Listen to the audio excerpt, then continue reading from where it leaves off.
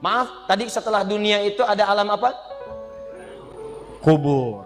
Sebelum pindah ke akhirat, pertengahannya ada alam kubur. Nih lihat sini nih. Kalau orang sudah selesai di alam ini, maka Allah wafatkan. Kullu nafsin dha'iqatul maut. Setiap yang punya jiwa akan kedatangan maut.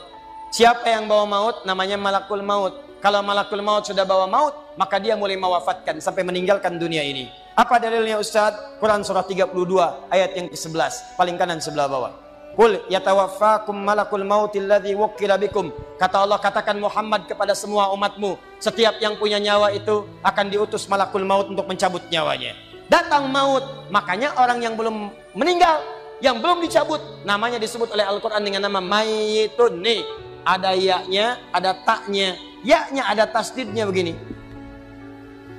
Mayyit, kalau ada tasdid berarti artinya CM, calon meninggal. Diantum jangan tersinggung kalau dikatakan mayyit ya. Iya. Sama dengan ustaz. Iya. Innaka mayyitun wa innakum mayyitun. Engkau mayyit, mereka pun mayyit. Engkau akan wafat, mereka pun wafat. Cuman Allah membedakan waktu-waktu wafatnya. Barangkali tidak sama semuanya. Bisa antum duluan, saya belakangan, mungkin. Atau mungkin juga ditukar, jangan salah, bisa ditukar. Saya belakangan, antum duluan, bisa. Gak ada bedanya Ustadz. Ya sudah, saya duluan, bisa setelah antum. Nah, dipakai tasdid. Kalau datang maut, maut datang. Maut lewat malakul maut. Maut ini mengambil nafas, diambil tasdidnya nih, ambil ke atas. Begitu diambil, qul yatawaffakum malakul mautil ladzi wukkila bikum. Kullu nafsin dha'iqatul. Ya ayyatuhan nafsul mutmainnah, sesuatu yang tenang. Dalam bahasa Arab disebut dengan sukun. Sukun itu tenang, alamatnya sukun bulat. Bulat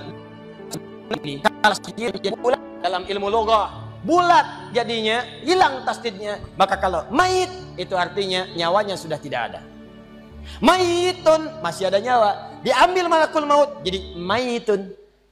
Nih, alam kubur. Begitu pindah ke sini, datang malakul maut, dicabut nyawanya, maka diwafatkan, ditinggalkan dunia ini. Maka orang mengatakan telah meninggal dunia. Artinya apa? Ditinggalkan dunianya. Lihat sini, fokus. Karena alam kubur beda sifatnya dengan dunia, lain tempatnya, lain keadaannya, maka lain pula bekalnya. Jangankan alam kubur, beda tempat di dunia saja sudah beda keadaannya. Anda orang Indonesia ingin datang ke Malaysia, kalau bekalnya tidak ada Anda bawa, tidak akan mungkin Anda bisa masuk. Apa di antara bekalnya? Ada paspor yang mesti distempel begitu masuk imigrasi. Pergi lebih jauh lagi, misalnya saya pengen ke Australia, maka Anda harus ngajukan untuk mendapatkan visa. Lebih jauh ke Amerika, visanya bisa lebih sulit lagi. Maka bagaimana dengan alam kubur yang sifat keadaannya beda dengan dunia? Makanya bekalnya pun tidak akan sama. Jadi kalau Anda cuma mengumpulkan bekal dunia, maka semua bekal itu akan ditinggalkan saat di dunia. Maka orang mengatakan meninggal dunia, maksudnya meninggalkan dunia dengan semua bekalnya. Nih, maaf ya, jam dunia, baju dunia, handphone dunia, gelas dunia. Jadi semua yang kita dapatkan di dunia, rumah yang luaskah, mobil yang mewahkah, pakaian yang glamorkah, kalau sudah meninggalkan semua alam dunia itu, maka hilanglah semua yang kita kenakan. Habis semua kita tinggalkan.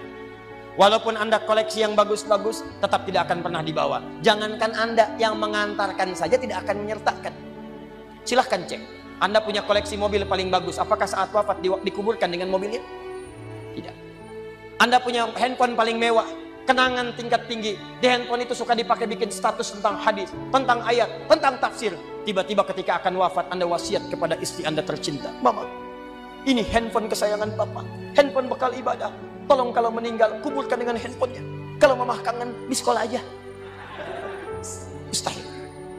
Tuh air, mereknya Bengkulu Fillah. Nikmat di dunia. Tapi apakah ketika masuk ke alam kubur dibawa? Tidak. Selesai. Maka bagian pertama, Anda mesti sadar, ini yang mau saya sampaikan. Dan dari sini saya akan lebih fokus kepada apa yang ingin saya sampaikan. Kita mesti sadar teman-teman sekalian, pertama kata Allah kita akan wafat. antum akan meninggal. Wafat. Wafat. Wafat. Wafat.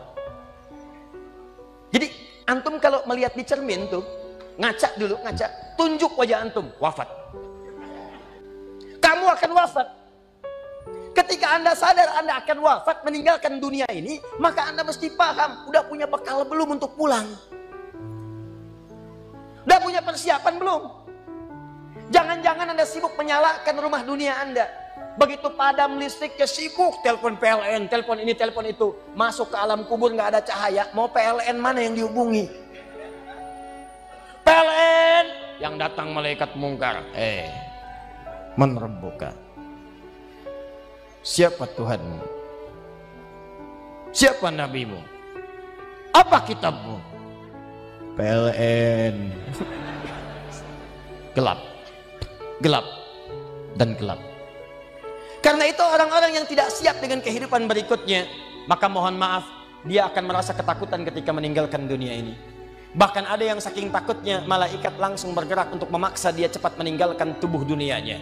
Muncul Quran surah ke-8 ayat ke-50. Kata malaikat, akhriju anfusakum. Kamu ini susah banget pulangnya, maka dipukulin oleh malaikat. Pukul, pukul, pukul, pukul. Teman-teman, karena alam kubur itu bekalnya bukan bekal dunia, maka Anda tidak akan pernah bisa membawa cahaya dunia ke alam kubur. Maka saya ajak Anda pada malam hari ini, coba ayo kita berubah. Tolong pikir baik-baik, tidak akan ada yang abadi. Dan besok pun belum tentu hidup. Demi Allah saya katakan, Allah bisa mewafatkan kita pada malam hari ini. Saya cuma mau tanya sebentar aja merenungkan. Tolong tanya pertanyaan saya ini, tanyakan pada diri Anda sebelum tidur. Kalau Allah wafatkan Anda pada malam ini, sudah siapkan Anda dengan bekal pulang Anda kepada Allah? Karena itu hukum mengatakan orang yang tidak punya bekal maka dia tidak siap untuk mudik. Tuh lihat Ramadan tuh. Ntar sebentar lagi, tersisa tinggal 2-3 bulan ke depan datang bulan Ramadan. Begitu di ujung Ramadan, orang semua siap-siap mudik. Demi Allah saya katakan, saya pernah mengadakan survei kecil-kecilan. Saya tanyakan pada sementara orang yang tidak mudik. Saya tanya, kenapa nggak mudik? Ustadz, nggak ada bekal. Dunia saja tidak punya bekal, malu mudik. Tidak punya bekal, susah mudik.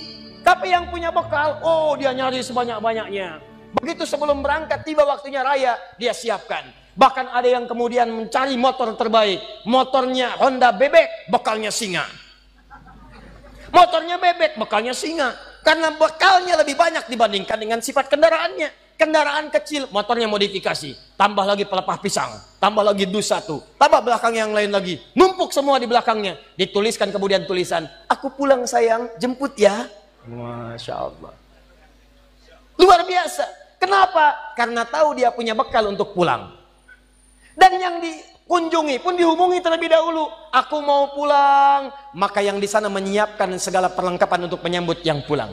Silahkan cek. Begitu tahu akan ada yang pulang mudik, maka rumah dicet. Makanan diada-adakan. Semua dimunculkan. Bahkan yang tidak ada pun menjadi ada. Cuma setahun sekali. Luarnya kongwan, dalamnya rangginang. Idul Fitri. Anda pun begitu. Jadi kalau dunia saja punya sifat mudik, maka akhirat pun demikian. Orang-orang yang punya petaknya cuma dunia saja, maka selesai hidupnya di sini.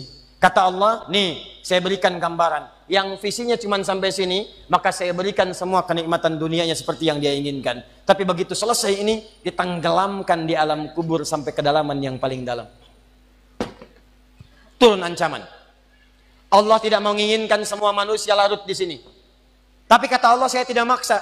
Nih saya berikan gambaran kepada Anda. Kata Allah, turun surah Al-Humazah. Wailul likulli humazatin alladzi jama'a malahu wa yahsabu anna malahu akhlada. Kata Allah, hei yang terlampau sibuk dengan dunia. Suaminya sibuk cari harta, hitung lagi, hitung lagi, hitung lagi. Istrinya sibuk kumpul-kumpul dengan sesamanya, cuma membicarakan harta suami. Sosialita yang senang dengan kumpul-kumpul saja. Tidak ada manfaatnya. Cuman ngobrol, cuman gibah, cuma macam-macam. Makanya ketika menyebutkan kalimat saling celak, saling ngobrol, menggunakan tak marbutah. Tak marbutah menunjuk pada perempuan. Wailul likulli humazatil lumazah. Pakai tak. Sedangkan tak sifat menunjuk pada perempuan. Muslim laki-laki, kalau ingin jadikan perempuan tambah tak di ujungnya. Muslimah. Mukmin laki-laki, perempuan mukminah. soim laki-laki, perempuan, wah itu dia. Sesuatu yang kokoh, kuat, berwibawa, mantap, punya tenaga. Makanya tanda-tanda laki-laki pun beda. Punya kumis, laki-laki berkumis, perempuan tidak. Punya wibawa, punya kata-kata yang kuat. Makanya kalau ada laki-laki suaranya sedikit gemulai saja, itu akan kehilangan sifat wibawanya.